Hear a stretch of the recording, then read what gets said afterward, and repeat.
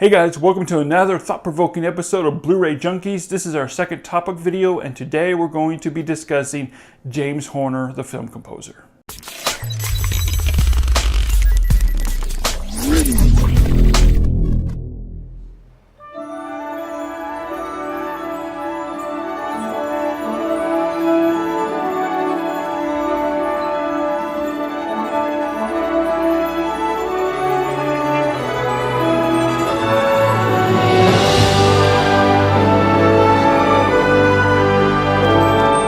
So guys, if you don't know who James Horner is, this is the perfect video for you, and you guys will fall in love with his music. If you do know who James Horner is, if you're a fan of his, then this is going to give you more insight of who he was as a person, how he got started in the film industry, and the impact he had on film score and filmmaking in general. So guys, last year on June 22nd, James Horner, who was also an accomplished pilot for many years, he was flying his plane across California when it malfunctioned and it crashed, and he tragically died in the crash. Oscar-winning composer James Horner is believed to have died after his plane crashed in Southern California. Director Ron Howard have both come out saying it was Horner who died in the crash. He's been nominated for 10 Academy Awards, winning 2 Oscars for the 1997 Best Picture, Titanic.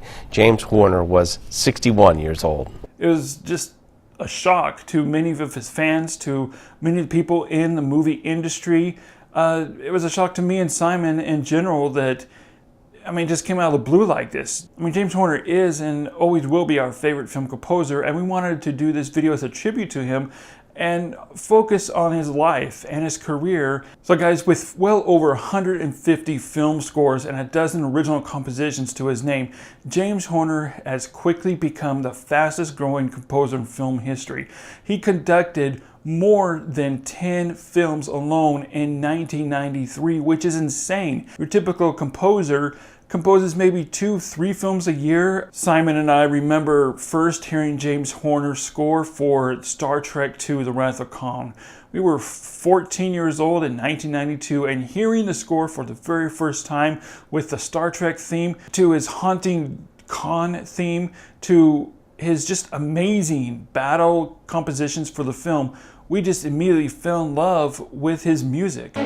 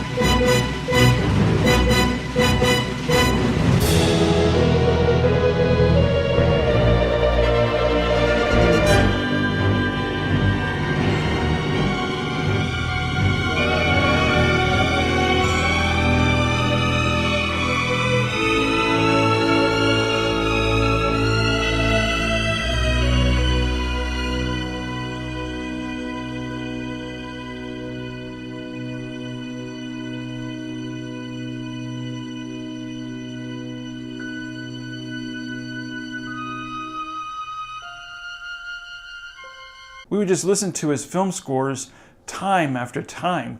We became more fans of the scores than some of the movies he did, and we were hooked and became lifelong fans of James Horner. And guys, that's the thing.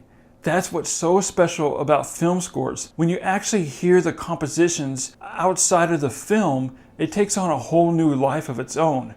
Now, of course, this is with any composer: John Williams, Jerry Goldsmith, Danny Elfman, Alan Silvestri, James Newton Howard, just to name a few. But there was something very special about James Horner's scores. It had its own very unique signature and style. And James Horner is really our first introduction to what film scores mean and how powerful they can be and why they are so incredibly important to movies. Now, a lot of people think that James Horner was born in England, and that's actually not true. James Roy Horner was born August 14th, 1953 in Los Angeles, California. His dad, Harold Horner, was a two-time Academy Award-winning set designer, and his mom, Joan, was a stay-at-home mother. His brother Christopher is also in the film business as a writer and a documentary filmmaker. James Horner immediately gravitated towards music at age 5. He began to play the piano, and his parents were so impressed with how well and how quickly he learned to master the piano. Around age 7, his family packed up and moved to London, where his musical training really began and blossomed. As time went on and he graduated from school, he then went on to study at the prestigious Royal College of Music, and there he learned how to create compositions. After he graduated from that, he returned back to LA and finished his studies at UCLA, where he earned a bachelor's degree and found a job teaching music theory. Now, originally, James Horner had absolutely no aspirations to score films. He didn't want to do that.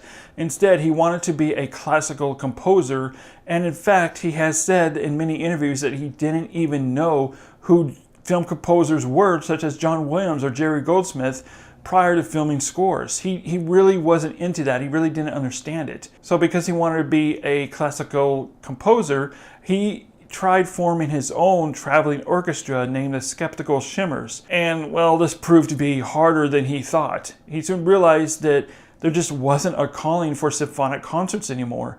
And he said himself, no one wants to sit down in a dark hall, listen to Beethoven or Bach for 2 hours. And because of that, he decided, well, I'm going to check out what this film scoring is all about. And that's when he really started to get more into film scores. He said once he learned about what film score really is and how impactful it can be, he said he really liked the idea of composing mixed media, and that he was able to engage a lot more with the audience with filming music along with film or dance or other visual aids. He began scoring student films in the mid-70s, one of which, his most notable student film, was The Drought. And he earned high acclaim and awards on this student film as a composer. And he soon found himself scoring other B movies, and he got a job working at Roger Corman's studio as a composer. And as he was working at Roger Corman's studio, this is where he met, for the first time, James Cameron and Ron Howard. Horner's two most famous scores from his time at Roger Corman's studios was his epic score to Battle Beyond the Stars and his score to Humanoids of the Deep. And even though the movies itself weren't that great, there was a lot of high acclaim from his scores. He still created this huge movie-type score, orchestra score, that really made it sound and look like a big-budget movie. And moving on from that, from 1980 to 1982, James Horner scored more than 8 films back-to-back. These included the horror film Wolfen, Oliver Stone's debut film, The Hand, and Wes Craven's Deadly Blessing. He impressed so many of Hollywood's elite due not to only the fact that he was just a fabulous composer, but that he was also quickly able to turn around his scores, and they were good. They weren't just simplistic scores, they were actually full scores. During all this is when he befriended famed composer Jerry Goldsmith. Jerry Goldsmith invited Horner to scoring sessions. He actually invited him to the scoring session for Star Trek, the motion picture. And this was before Roger Corman. So this is when he was getting into film composing and really learning the art of film composing.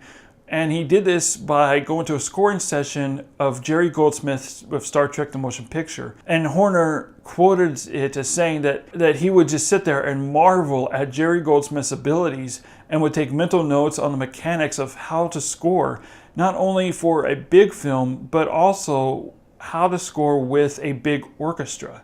And this paid off big time when a few years later, Horner was hired to score his first major motion picture, Nicholas Meyer's Star Trek II, The Wrath of Khan, which is arguably the best Star Trek movie. At first, Nicholas Meyer was really hesitant at hiring a newcomer such as Horner and was worried that James Horner wouldn't provide the epic scale that Goldsmith did for the first Star Trek film. But James Horner quickly proved Nicholas Meyer wrong when he had discussions with the director, Nicholas Meyer, about the type of score they both wanted and they both agreed on it. James Horner's score to Star Trek II proved to be more than just an epic score. It has been hailed as James Horner's finest scores, with its beautiful melodies, haunting cues, and a great mix of action music. And he immediately jumped at the chance to work with Leonard Nimoy of Star Trek II, The Search for Spock, when Nimoy asked him to be the composer to the movie. James Horner then went on to score the action comedy 48 Hours, the thriller Something Wicked This Way Comes, Brainstorm, and the true crime thriller Gorky Park. All of these scores, again, back to back, were scored in 1983. And then came the sci-fi movie Krull. The movie starred Liam Neeson and directed by Peter Yates, but it proved to be a huge box office failure, a huge disappointment. And in fact, the only thing that was actually held as good from this movie was Horner's marvelous score. James Horner's score has been continually hailed, even to today's standards, as a true masterpiece of film score. And guys, you can find all these scores on different websites like La La Land Records, Entrada Records, and they have expanded scores to these scores that you can pick up. They're about 20 to 30 bucks. So with all the work he had accomplished in such a short period of time, James Horner quickly became the go-to guy for film music. However, there was a downside to it. It left his personal life at a complete standstill. He was working so hard with all these different back-to-back film scores that he had no time for his wife or family or for any personal life at all. So after the major success of Krull, he decided to take a break and focus on his personal life and his goals. One of these goals was to fly, and James eagerly took advantage of learning how to fly. He logged in countless hours and became a pro pilot. He was also able to buy a house, a car, and other various items, and he was able to really spend a lot of quality time with his family. And then as 1986 approached, he got a call from his old friend from back of Roger Corman days, James Cameron, and he asked him to score the film Aliens.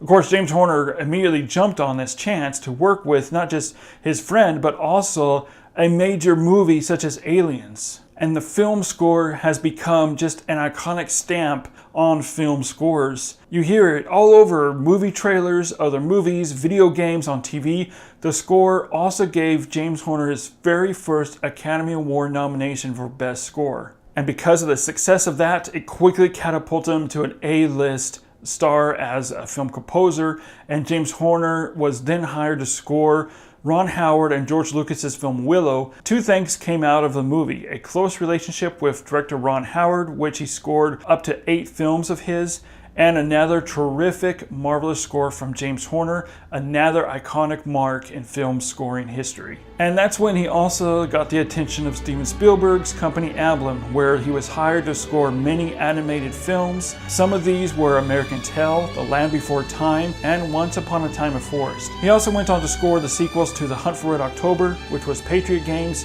and Clear Present Danger, as well as the spy thrillers Sneakers and The Pelican Brief.